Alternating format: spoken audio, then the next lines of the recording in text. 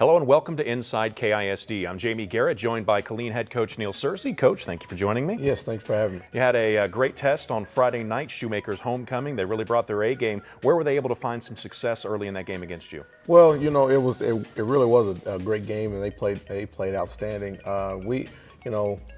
For us, I think it was a game that kind of woke us up. We came out really flat the first half, and second half we played a lot better than the first half, but they exposed us a little bit in the secondary. We gave up a couple big plays, long touchdown runs. We had a fumble that they recovered and ran back for a touchdown. So just uncharacteristic mistakes we were making in the ball game that we hadn't made all year long, and which ended up making a tough game in the end. And of course, down by 10 in the second half, you were able to turn things around and get that all-important district win. And sometimes they're not going to be pretty. You just want to get out of there with the dub. But fourth quarter, you were able to turn things around and reverse that trend. Where did you find success? Well, it could have been really easy for our guys just to, when they went down 10 points, to say, well, hey, this game we're going to lose this game. But they really had, an attitude of, hey, we're not going to quit. We're going to play to the end, and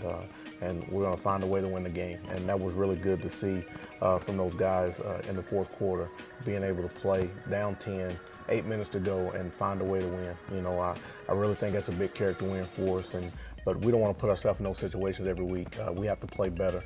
We have to play 4 quarters of football and try to stay out of those situations. It probably gives you a few more gray hairs coaching a game like that, but it also builds toughness and shows some character, as you mentioned, with your team. So you could probably get a few things out of that, building towards, hopefully a playoff run. Yeah, no doubt. It is definitely a learning experience going forward. And any time you get an opportunity to go play, you better learn something from it.